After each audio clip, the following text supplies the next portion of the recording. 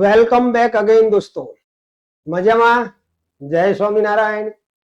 ચાલો દોસ્તો, તો આજના વિડીયોની અંદર આપણે પાર્ટ 3 મતલબ ત્રીજા ભાગની અંદર પહોંચી ગયા છીએ. ધોરણ 10 વિષય ઇંગ્લિશ, જેનો યુનિટ નંબર પણ 3 છે, an interview with Arun Krishnamurthy. તો દોસ્તો, આગળનો ભાગ 1 અને 2 ન જોયો હોય તો એની લિંક ડિસ્ક્રિપ્શનની અંદર આપેલી છે, ત્યાં જઈને જોઈ લેજો દોસ્તો. બહુ જ મજા આવે એવો પાઠ છે. હવે આપણે આજના લેક્ચરની અંદર છેલ્લો ભાગ છે. આજે તમારો પાઠ અહીંયા સમાપ્ત થઈ જશે. ઓકે, તો ચાલો ત્યારે સમય વેડફ્યા વગર આપણે શરૂઆત કરી દઈએ આજના લેક્ચરની. દોસ્તો, આજના લેક્ચરની અંદર આપણે આગળ વધીએ તો એમાં આપેલું છે કે what in your opinion can children and young adults do for the environment. શું કીધું છે દોસ્તો કે what in your opinion, તમારા મત મુજબ. ઓપિનિયન એટલે મત. ઓપિનિયન નો મતલબ થશે મત. તમારા મત મુજબ બાળકો અને યંગ એડલ્ટ્સ એટલે યુવાનો જે છે, ડુ ફોર એન્વાયરમેન્ટ, પર્યાવરણ માટે શું કરી શકે. what could be a small beginning, નાનકડી શરૂઆત શું હોઈ શકે by all of us in term of protecting environment, પર્યાવરણના રક્ષણ માટે આપણી નાનકડી શરૂઆત શું હોઈ શકે. તો એનો જવાબ અરુણ આપે છે કે ફર્સ્ટલી, સૌ પહેલા તો we should all stop throwing trash. Trash એટલે કચરો. આઉટસાઇડ અવર હોમ. પહેલા તો આપણે આ કરવાનું છે કે આપણે જે કોથળીઓમાં કચરો ભરી અને બહાર રસ્તા ઉપર કે ઘરની બહાર નાખી દઈએ છીએ, એને સ્ટોપ કરવાનું છે. શું કીધું? ફર્સ્ટ, સૌ પહેલા વી શુડ ઓલ સ્ટોપ, આપણે બંધ કરવું જોઈએ. થ્રોવિંગ એટલે ફેંકવાનું, ટ્રેશ એટલે કચરો, આઉટસાઇડ એટલે બહાર, અવર હોમ આપણા ઘરની બહાર. Next, we should reduce. બીજું આપણે શું કરવું જોઈએ? તો રિડ્યુસ કરવું જોઈએ. આ એક સલાહ આપી રહ્યો છે.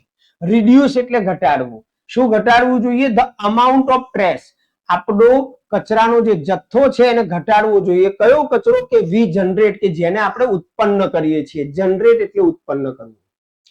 Straw, tissue, wrapper, batteries, fast food junk, all these end up in lake. આ બધું, સ્ટ્રો એટલે આપણે જે પેલી નાળિયેર પાણી પીવા માટેની સ્ટ્રો આવે ને, સ્ટ્રો, ટીશ્યુ પેપર, પછી ચોકલેટ કે કોઈ જંક ફૂડ હોય એની ઉપર રેપર લગાડેલું હોય, આ દરેક વસ્તુ આપણે સરોવરમાં નાખીએ છીએ. and they come from our home, અને બધું આવે છે ક્યાંથી? આપણા ઘરેથી.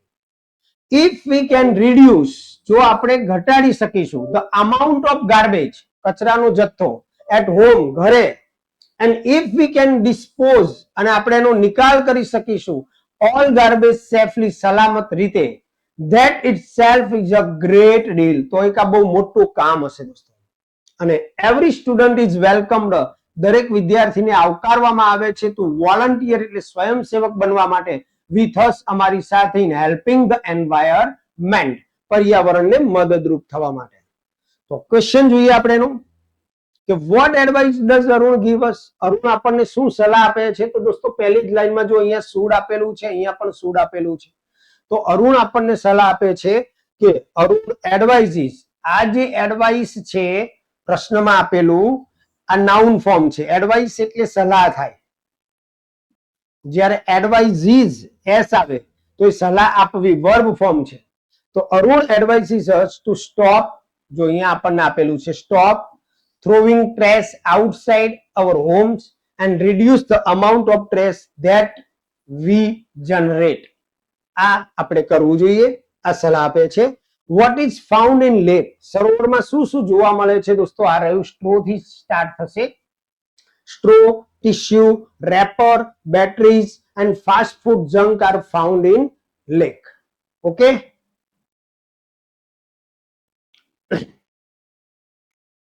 ચાલો આપણે આગળના પેરેગ્રાફ ઉપર જઈએ, જેમાં આપેલો છે પ્રશ્ન.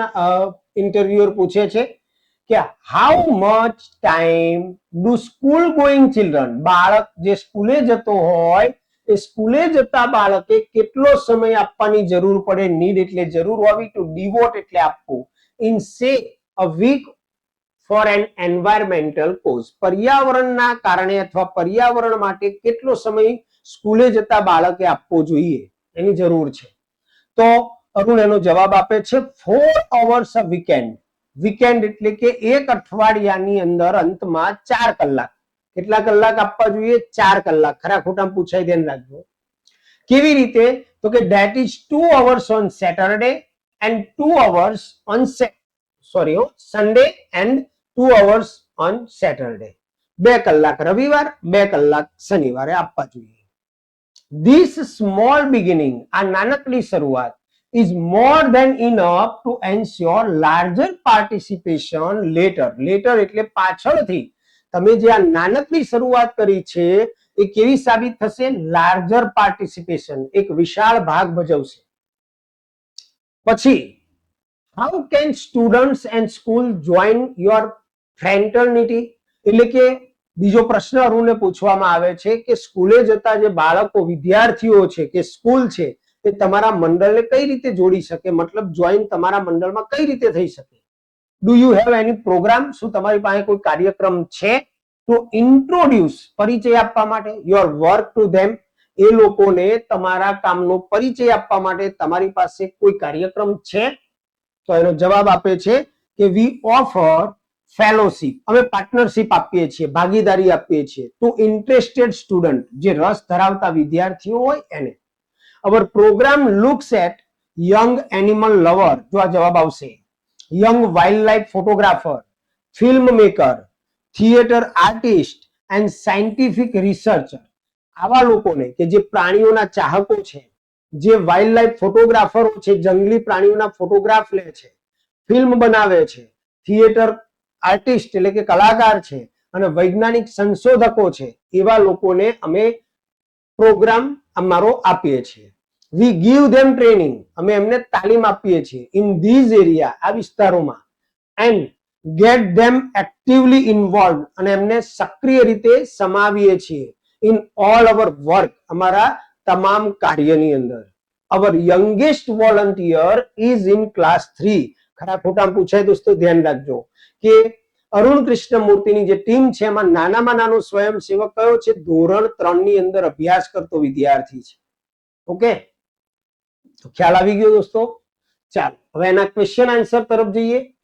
તો એનો ક્વેશ્ચન છે આપણો કે how much time should students devote, એટલે આપવું, ફોર એન્વાયરમેન્ટ. વિદ્યાર્થીએ પર્યાવરણ માટે કેટલો સમય આપવો જોઈએ? તમારી ટેક્સ્ટ બુક ઓપન કરો અને એમાં જુઓ કે આ જવાબ તમને આપેલો છે શરૂઆતમાં જ કે student should devote 4 hours a weekend, અઠવાડિયાની અંદર 4 કલાક, 2 hours on Saturday and 2 hours on Sunday for environment. Whom does EFI train? એટલે કે જે અરુણની સંસ્થા છે એન્વાયરમેન્ટાલિસ્ટ ફાઉન્ડેશન ઓફ ઇન્ડિયા, એ કોને કોને તાલીમ આપે છે? whom એટલે કોને?